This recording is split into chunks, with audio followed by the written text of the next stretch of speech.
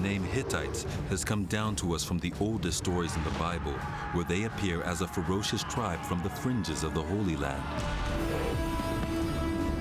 Almost nothing more was known about them until the 19th century, when explorers traveling the empty expanse of central Turkey found a lost city. What they discovered astonished the archaeological world. Look at it.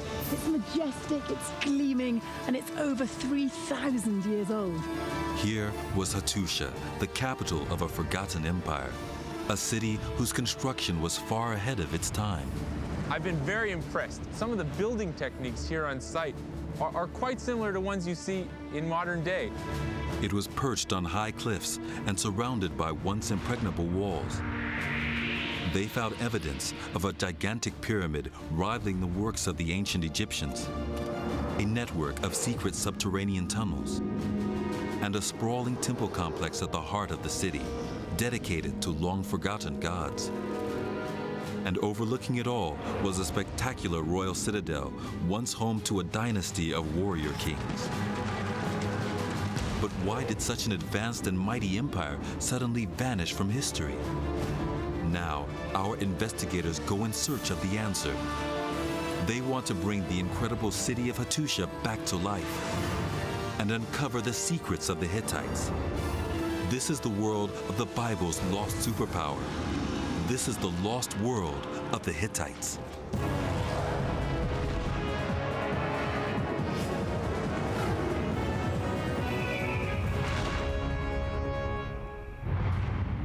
In the desolate and mountainous heartland of Turkey lies Anatolia. It's home to the ruins of what was once the capital of the Hittite Empire, the city of Hattusa. Our investigators are here to recreate what it looked like when it was ruled by Hattusili, the last of the Hittite emperors, and to discover if the city contains any clues about why this ancient superpower disappeared from history. Tessa Dunlop is a historian who studied at Oxford University. She'll be examining the records of Hittite civilization, exploring the heritage of a people history forgot. For 3,000 plus years, all we had on the Hittites was a couple of references in the Bible. That was it. Jesse Karp is a structural engineer. He spent several years studying in Turkey, can speak the language, and is eager to investigate the city's monumental buildings. In this particular section, the builders used 64,000 bricks weighing in around 2,500 tons. In its day, this was the state-of-the-art fortification. 4,000 years ago, the Hittites emerged as a powerful tribe that controlled the remote highlands of Anatolia. Over the next 5 centuries, their mighty warrior kings pushed their borders as far as the ancient lands of the Bible, toppling empires in the process. By the 14th century BC and the time of Hattusili, the Hittites had only one comparable rival, ancient Egypt, ruled by the pharaoh Ramses. The clash of these two empires determined the course of history. But while Egypt became the most famous civilization of the ancient world, the Hittites completely disappeared from the records. Why? The investigation begins at what was Hattusa's main entrance, the Lion's Gate. Tessa is with archaeologist Julian Bennett. She wants to find out when European explorers first discovered this remote site, known for centuries only from travelers' tales and local myths. Must have been very exciting when they realized they had a lost city, a lost Hittite city on their hands. Yes, and so superbly well preserved and so large. But they didn't actually start excavating here until the 1890s. That's when the first serious work began here. But why build the Hittite capital in such an inhospitable region with extremes of climate and more than 6,000 feet above sea level? So, Tessa, this is the Lion Gate. This is one of the main entrances to the holy city of Hattusa. They really are magnificent beasts, aren't they? They are. Look at them. Marvellously open mouth and a little tongue down there. You mentioned this place was a city, but what I don't understand is, yes, it would have been easy to defend, but very arid, bleak, awful weather in winter. So why did they live here? Well, the climate was very different in those days. It would have been much greener, much wetter. There would have been trees all around here. This was rich agricultural land. 35 centuries ago, the land surrounding Hattusa looked very different, and so did the approach to the city.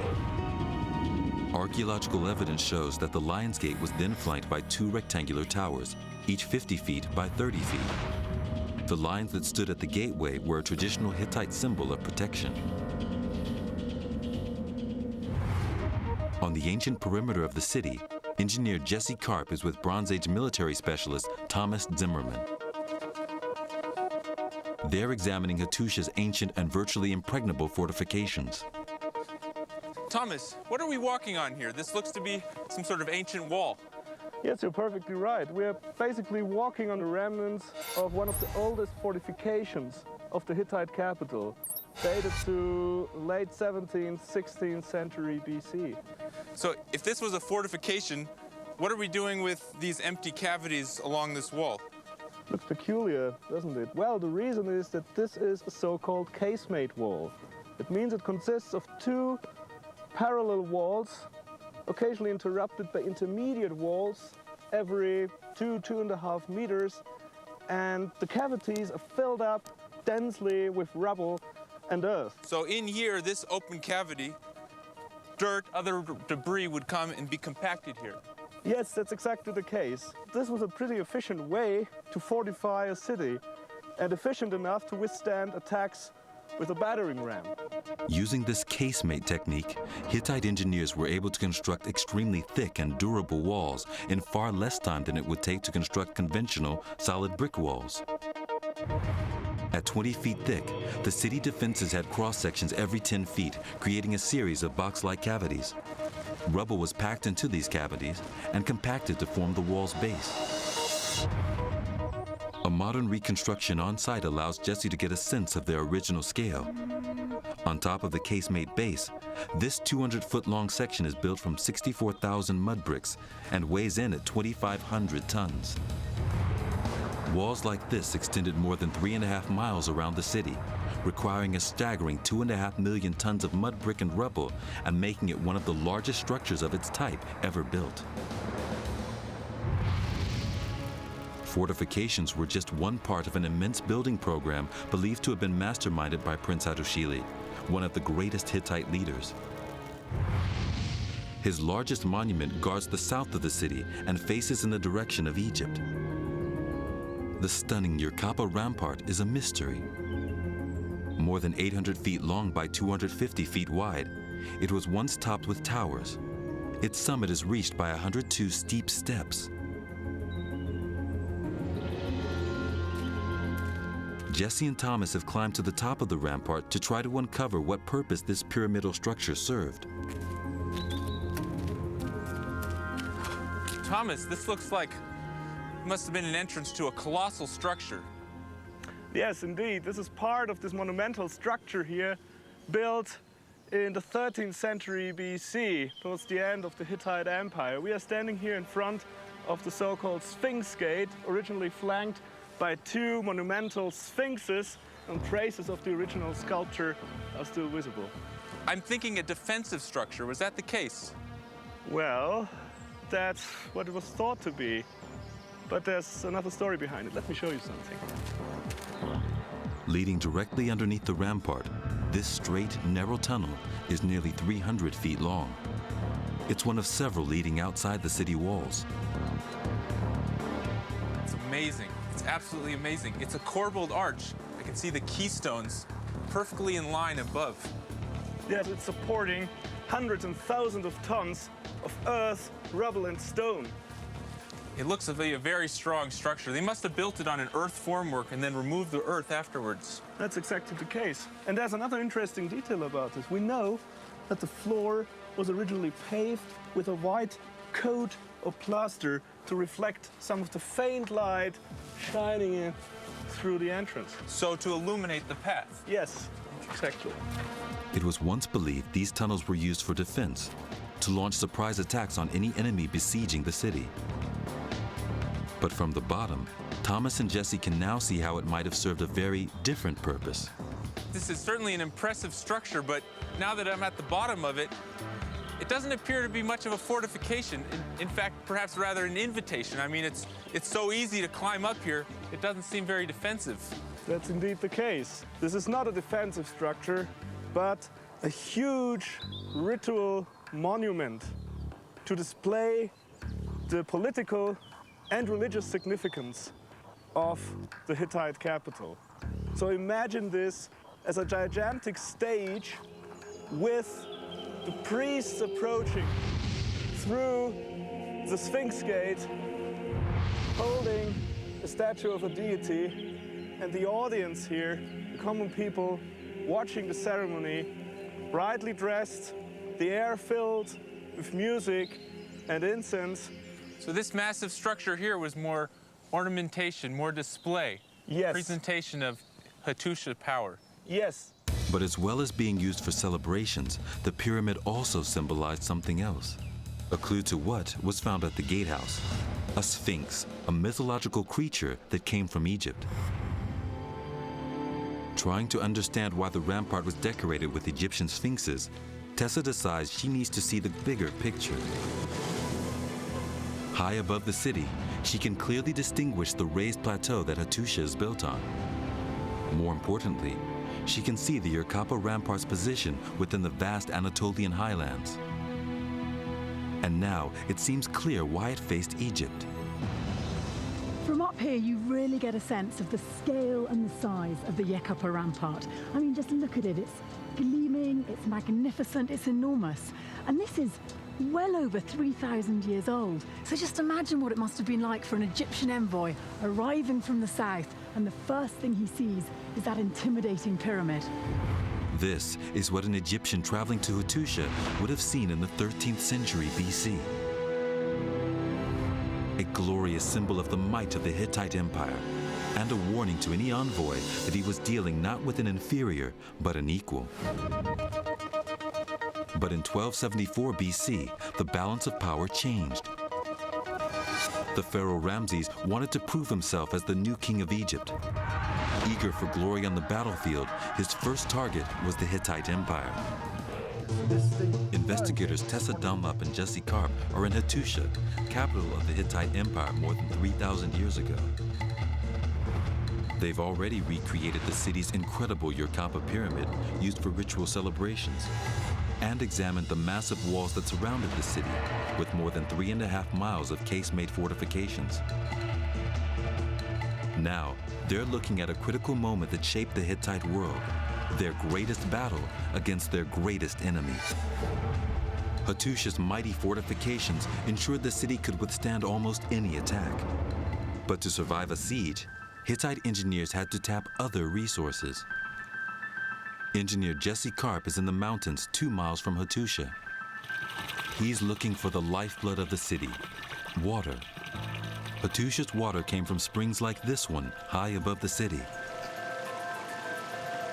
Today, water from local springs runs into a man-made reservoir. Similar reservoirs were once created by the Hittites themselves. Jesse follows the water down into a valley that now runs parallel to the site. But the real clues as to how the Hittites engineered their water supply are to be found in the upper city, close by the King's Gate. Here, a system of clay pipes diverted water from the springs into the city. This was the most advanced water supply system of its time. But these clay pipes could still be found by an enemy and either blocked or poisoned. So to safeguard their water supply, the Hittites built reservoirs inside the city. Surveys show that this reservoir in the upper city was only one of 7 scattered across Hattusa. These reservoirs were an engineering wonder. This one was 200 feet long by 300 wide and about 5 deep. With a base of impermeable rock and sides of clay-lined limestone, there was minimal seepage, enabling the reservoir to hold nearly 2 million gallons. Roughly enough drinking water for a population of 10,000 to survive a siege for about 200 days. With Hattusa's defenses in a state of readiness, Prince Hattusili left the city in 1274 BC. Appointed commander-in-chief of the Hittite army, he set off to face Ramses, pharaoh of Egypt, and the most powerful ruler in the ancient world.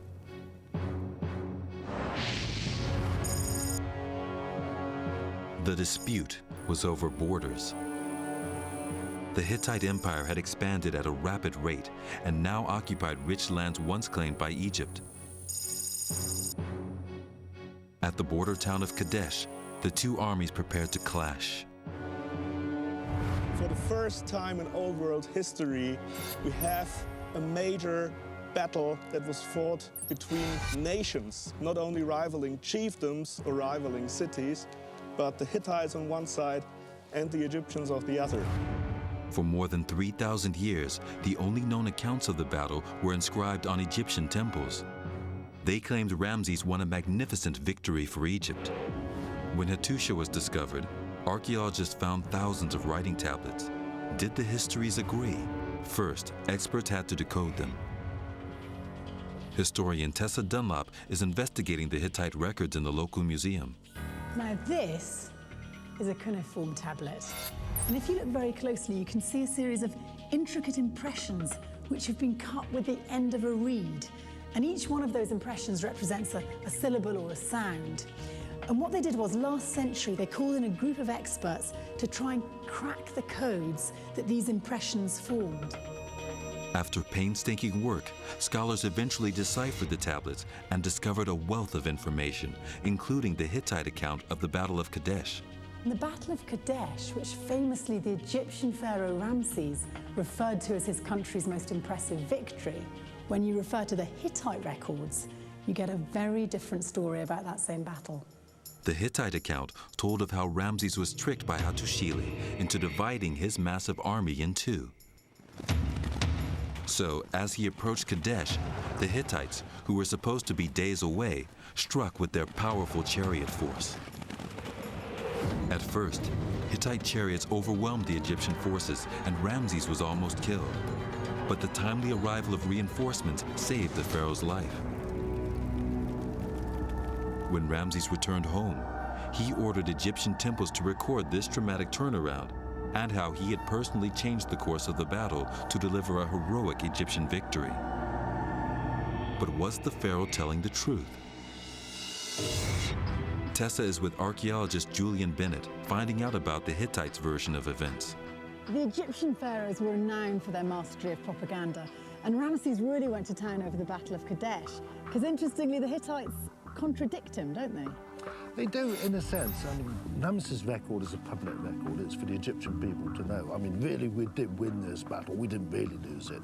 But the Hittite records, these are the official records. They're not for public consumption. They're more objective in that sense. So, despite what Ramesses said, the Egyptians got a bloody nose from the Hittites under the general Hattusa. Very much so. This victory over a foreign power had major consequences at home. By saving Kadesh from the Egyptian onslaught, Hattusili became a national hero. But according to the Hittite records, the king, Hattusili's own nephew, resented his uncle's success and began plotting his downfall. Hattusili decided to act, to break the Hittites' most sacred taboo and seize the throne for himself. Inscriptions tell us the Hittites had strict rules about who could inherit the throne. It was one of the reasons the empire held together. But in 1265 BC, Prince Hattusili seized the throne from his unpopular nephew, King Mutuwalli. Hattusili III is a person who was very conscientious, who was very troubled. He felt he had to take power because he felt that this was what was needed to save the empire. Despite widespread support for his actions, by deposing the rightful heir and declaring himself king, Hattusili had broken one of the Hittites' holiest laws. And penance for this crime may have been the reason that he decided to completely rebuild Hattusa's greatest temple. With archaeologist Julian Bennett, historian Tessa Dunlop now investigates the temple site for clues to the rituals that once took place here. This really does look enormous. I mean, can you help me get my bearings? Well, this is a really massive temple structure. We've just come through the main gateway there, the ceremonial gateway. Everywhere I look, there's something that catches your eye, because, I mean, first off, it's got to be this. Tessa has spotted the site's most baffling object, the green stone, once believed to have been a meteorite. This is the famous green stone. and it just begs you to touch it. It's got that luminous and very smooth surface. It's been polished by so many people coming here. But it begs the question, what on earth is it doing here? Good question. It's a local stone. There's no doubt about that. It's not come from the heavens or anything like that. But it is true that some of the tablets from here talk about ritual stones or holy stones, something like that, and this could very well have been one of them. Further into the temple complex is the inner sanctum, surrounded by some of the biggest stone blocks in the whole city. Well, this is the outer wall of the temple, and you can see where they've actually carved pillars, in a sense, in the limestone blocks here. They're absolutely enormous, aren't they? They are. Some of these blocks are 20 tons, easily. I mean, massive blocks of limestone. If they were that big, how on earth did they get them up here? A lot of human labour involved in this. Probably some slave, but quite possibly some free labour as well. Inside the inner sanctum is a courtyard that was probably once an open-air sanctuary. And beyond this, the Holy of Holies, home of the Stormfather Teshub and his wife, the Sun Mother. This is one of the two cult rooms, and you can see it's the same type of green stone again. It's almost the perfect square. It's a very intimate little space, isn't it? It is. And we can see at the far end a statue base here. This was the temple to Teshub and his consort. Hittite tablets tell us something about the statues themselves. There is one tablet that talks about the statue of Teshub being a statue of gold. Recreating the floor plans of the great temple complex, we can see that it was the largest building structure in the city, 200 feet long by 140 feet wide. And within its inner sanctum, we can locate precisely where Teshub, the storm god, and his consort, the Sun Mother, were housed. In sanctuaries only accessible to the king, queen, and highest officials. A few hundred yards away, engineer Jesse Karp is in search of the source of the rock used in the main temple's massive foundations. He's by a massive outcrop of rock, where the Hittites got the 20-ton blocks they needed for the foundations of their temple. I'm here at Kesikaya, which is Turkish for stone cutting. And essentially, this is an ancient Hittite quarry. And what you see here is a crack. Ancient Hittites likely put wood wedges in here and exposed them to water, expanding the wood and breaking off large segments of limestone. At the local Quorum Museum, archaeologist Thomas Zimmerman shows investigator Jesse Karp a reconstruction of the Great Temple's walls. This is obviously a cross-section of an old Hittite building. Can you tell me a bit more about the building methods they may have used? Sure. So it basically consists of a limestone foundation and a wooden timber frame with mud bricks as the superstructure, covered by a flat roof laid out with timbers and sealed off with mud. In modern construction, we take our homes and we bolt them to the foundations. Is that what they're doing here? Yes, exactly. What you see here is a double hole, just prepared to fix the wooden frame on the limestone foundation. Now, thousands of years ago, how would they have made that hole? With a bronze drill. To demonstrate how the ancient Hittite drill worked, Jesse now joins local Hattusa guide, Anan Ozel. What we have here is a replica of an ancient Hittite drill. The Hittites could drill up to 3 inches an hour using this device. We'll demonstrate how it was used. The drill uses a bronze bit that spins into the hard rock, slowly making a tubular hole that could then be used as a fixing point for the temple's wooden framework and mud brick. From detailed research, we can reconstruct how the Hittites built their great temple 3,500 years ago. They began with huge limestone blocks, creating a rubble-filled casemate foundation. To this, they attached a wooden framework, which they filled with layer upon layer of mud bricks and plastered, creating 6-foot-thick walls more than 40 feet high. The gigantic maze-like structure of the Great Temple was one of the most imposing of the ancient world. To the Hittites, these statues of the Sun Mother and Stormfather were more than idols. They were living representations of the gods on earth. The tablets also tell us about the ritual involved with the statues of the gods. Every day they had to be washed, they had to be clothed. One of them had a cloth of gold, we know that from the tablets.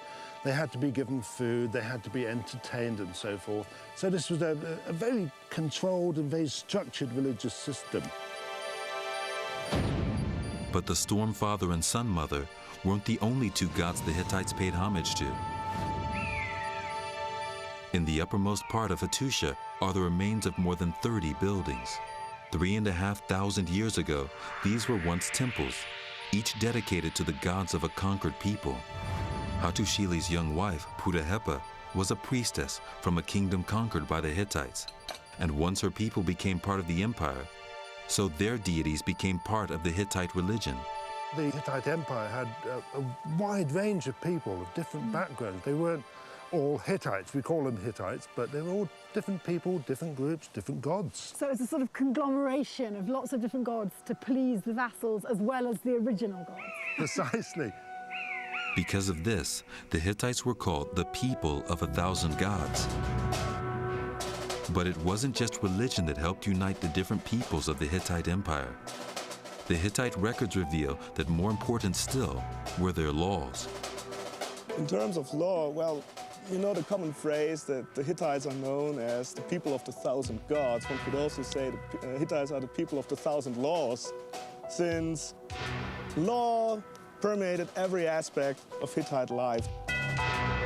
Hittite law was rich and detailed, covering everything from divorce to the legal limits of the king's authority.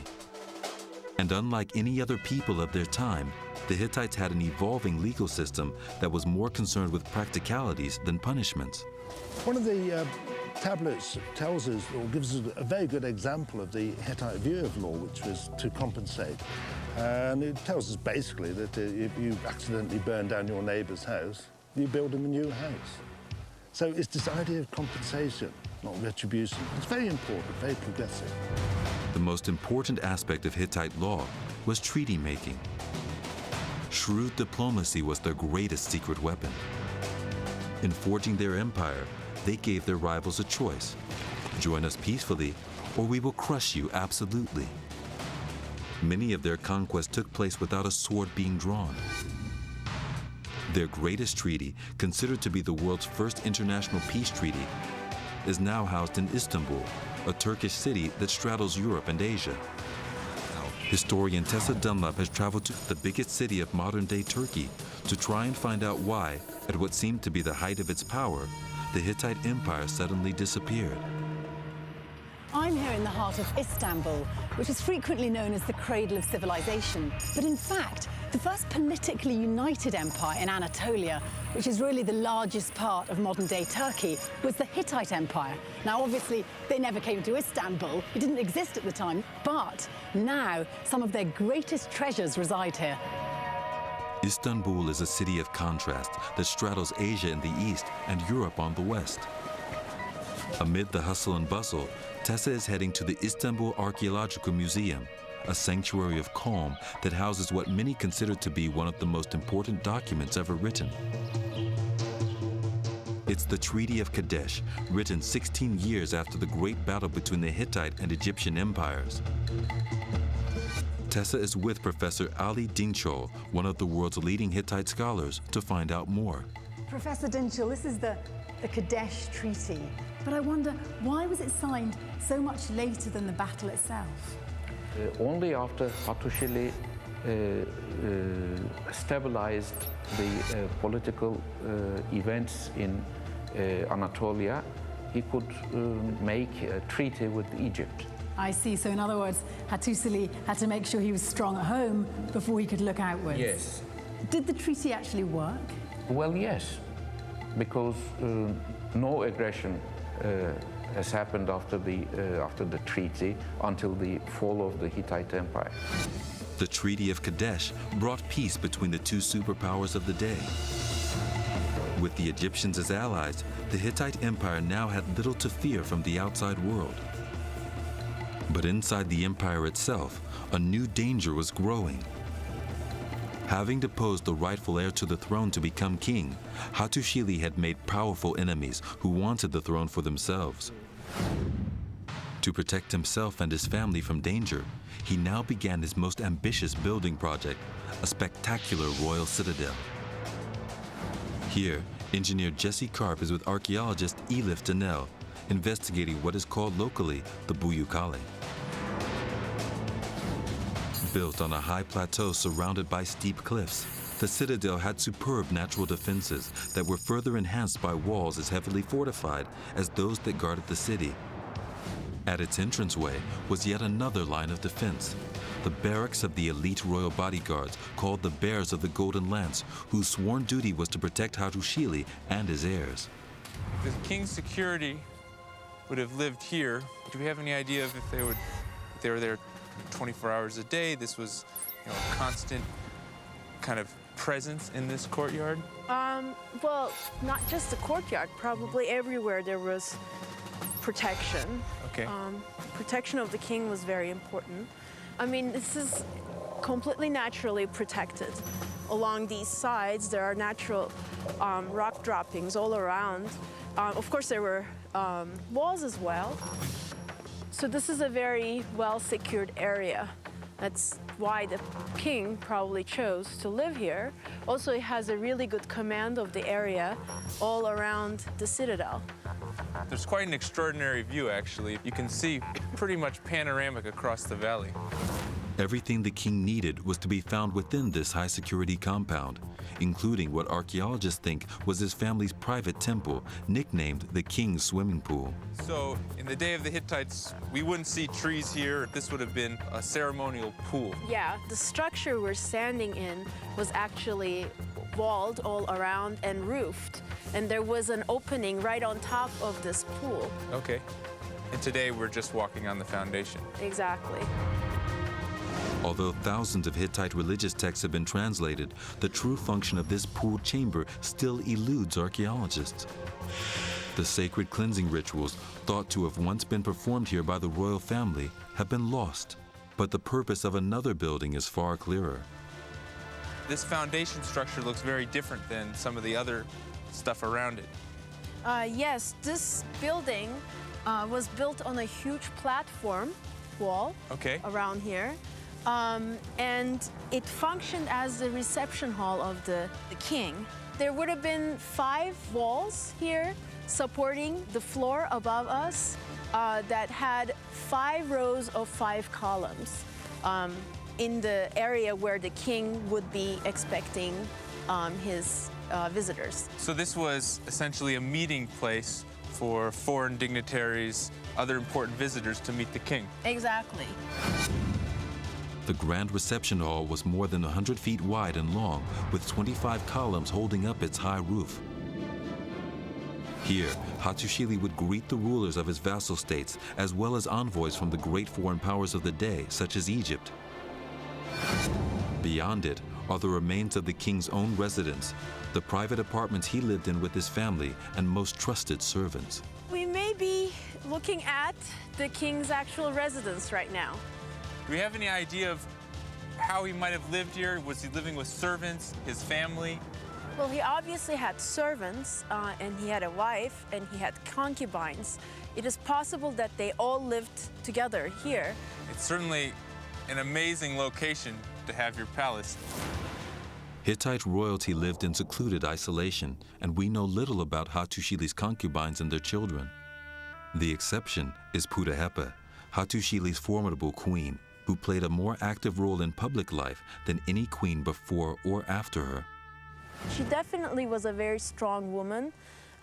She was clearly really well educated. She knew how to deal with international relations, and she knew how to run the country in a way, because she was able to influence a significant aspect of it. Pudahepa's influence helped make this palace complex the center of the empire. Its entrance flanked by elite bodyguards and officials, it was a city within a city, housing a sacred royal temple and a reception hall that would have bustled with envoys from around the ancient world. Perched on a flat plateau more than 800 feet long and 500 feet wide and surrounded by steep slopes, it was a site that dominated the city, the greatest masterwork of Hattusili's long reign. But the palace would not last. Like the rest of the city, it would soon fall. Engineer Jesse Karp is about a mile northeast of Hattusa with archaeologist Elif Danel. They're exploring the beautiful rock sanctuary of Yazilikaya, a place thought to have been conceived of by Hattusili, one of the Hittites' last and greatest kings, and his wife, Pudahepa. Now we're entering the open-air sanctuary of Yazilikaya. This is amazing. There's reliefs and inscriptions all over these rocks. Yes, these are reliefs of gods and goddesses, gods on this side and goddesses on the right. Well, do we know what they represented or why they were built? This whole sanctuary is dedicated to the storm god. It's the procession of all the gods and goddesses towards the central figure here, to the storm god. This is a new pantheon that Pudahepat, Hattusili III's wife, brought from Cilicia, south of the empire, when she came to marry the king. Pudahepa attempted to unify the empire's 1,000 gods into more simple groups of similar gods. It seems to have been an attempt to help unify the empire, but other factors seem to have been pulling it apart. Pudahepa's husband, the great King Hattusili III, victor of Kadesh and peacemaker with Egypt, died in 1237 BC. His last resting place has never been found.